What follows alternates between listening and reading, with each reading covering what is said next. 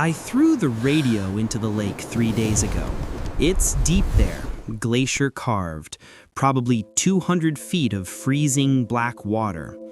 I watched it sink until the little red power light finally choked out.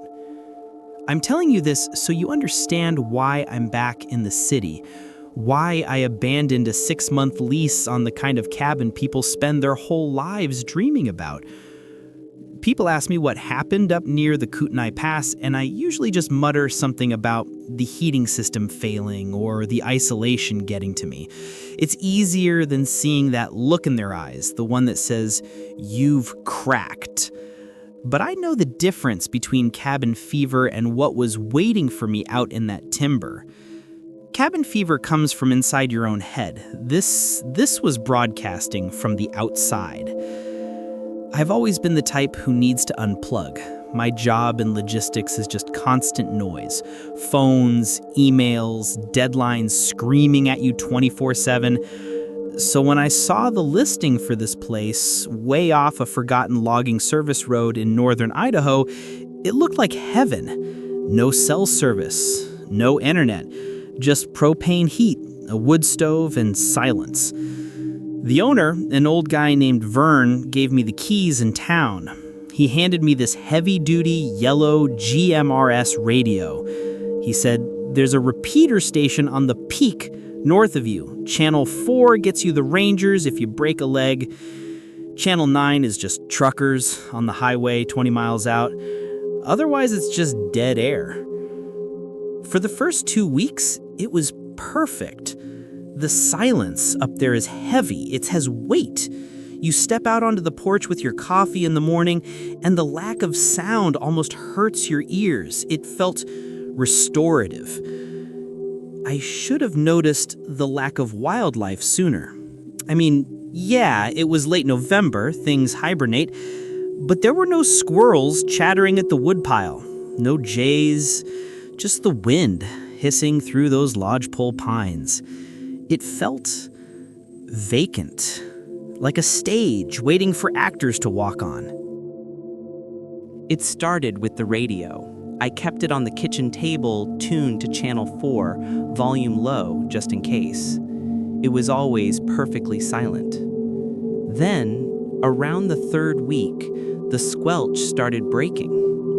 It wasn't the rhythmic static of distant lightning or atmospheric bounce. It was jagged. It would blast white noise for 3 seconds, cut to total silence for 2, then blast again. I fiddled with the knobs, checked the antenna connection. Vern had assured me the thing was military grade. A few nights later, I was chopping kindling on the porch.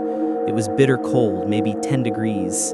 Every time my axe hit the wood, it made that sharp, echoing crack that travels for miles out there.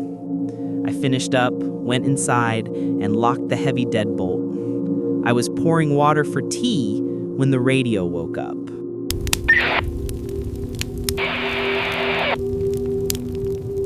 I froze.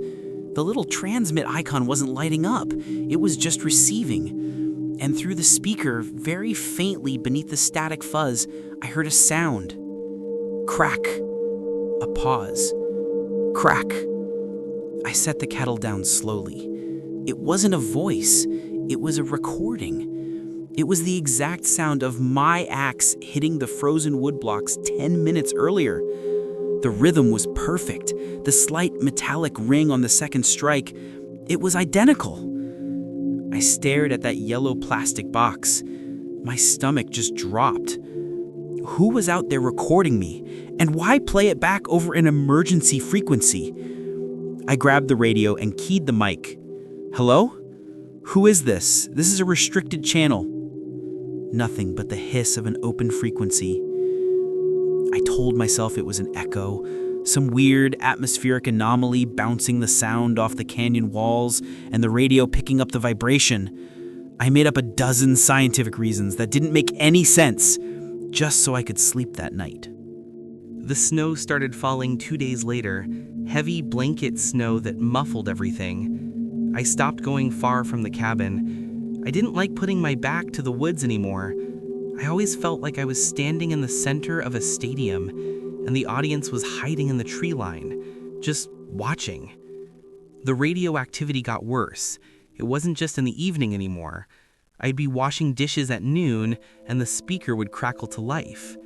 It stopped playing sounds I made. It started practicing.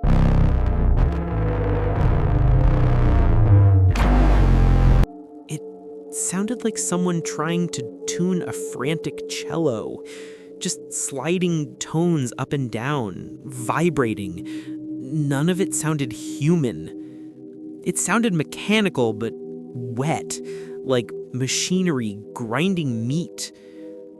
I turned the volume all the way down. The next morning, I woke up and the volume knob was turned back up to the middle. I live alone.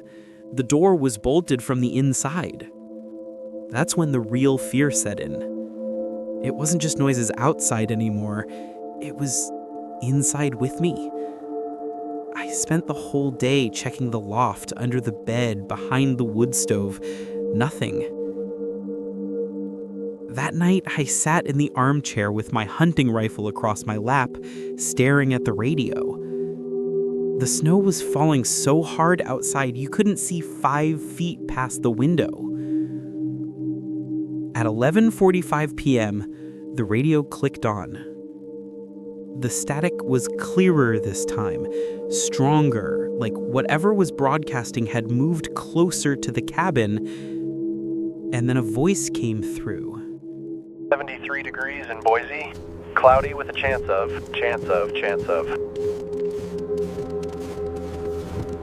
It was a snippet of a weather report, probably from days ago, maybe snagged from a trucker's AM radio drifting over the pass. But it was looping on the words chance of.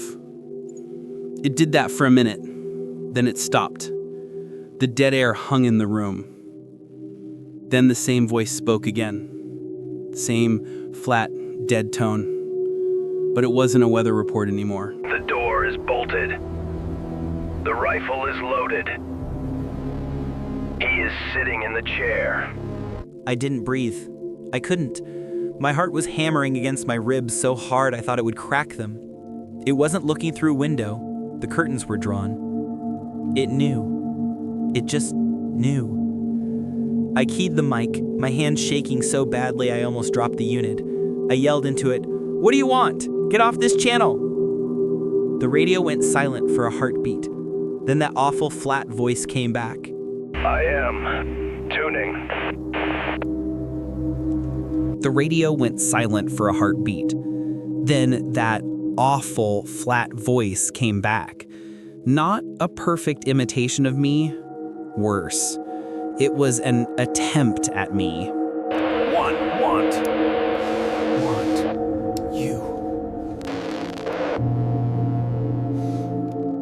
The syllable dragged like someone pulling a wet glove off their hand. Then there was a click, like the speaker resetting itself. Just the last word, isolated. As if it was correcting itself, testing, repeating the shape of the sound. I dropped the mic. It clattered against the pine floorboards, and the radio immediately went dead again. No static, no hum. Just that suffocating mountain silence pressing in. I didn't sleep. I sat there until dawn, every muscle locked, rifle on my knee, waiting for the voice to come back. It didn't. Not then. When the sky finally lightened, if you could call it that through the storm, I packed everything I owned in 20 minutes. I didn't even turn the propane off. I kept expecting to hear footsteps on the porch. Or worse, the hinge creak of the door opening even though the bolt was thrown. But there was nothing, just the wind, and under it, that soft feeling that something was standing just out of sight, in the trees, watching me load the truck. I almost made it out clean. Miles down the logging road, where the forest thinned and the snowplow's tracks began, the radio, lying face down on the passenger seat, clicked to life again. I hadn't even touched it, hadn't looked at it since the night before. No static this time, no cello tones, just a crisp, clear carrier signal. A pause. Then my own voice, my exact voice, came through the speaker. Don't leave yet.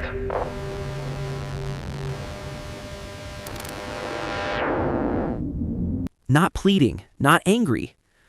Cheerful, friendly, like someone smiling wide while talking through their teeth. I swear my heart stopped. My hands went numb on the wheel. The truck idled, exhaust curling into the cold air. Wow, that yellow radio sat there, like a doorway someone had just leaned into. Then it spoke again, still in my voice, but the words were wrong, misarranged, like a child flipping puzzle pieces upside down to see if they fit. Come back. You'll do it. Something in me broke right then. Some quiet survival instinct I didn't know I had took over. I rolled down the window and threw the radio out hard, watched it disappear into the ditch and vanish under the snow. I didn't breathe until I hit pavement, didn't let myself think, didn't check the rearview mirror. And when I got to the lake, the one on the way back into town, I stopped the truck, grabbed the radio from the back seat, yes, the one I just threw away, and hurled it into the deepest black water I could find. I watched the red power light fade out under the ice. But here's the thing that keeps me up now, even back in the city, even surrounded by noise and people and streetlights. When I opened my truck door this morning to go to work, there was a single burst of static from the cab. Just one. Sharp. Perfect. Like a test. And on the seat, my seat, there was a smear of wet pine needles, like someone had been sitting there, listening.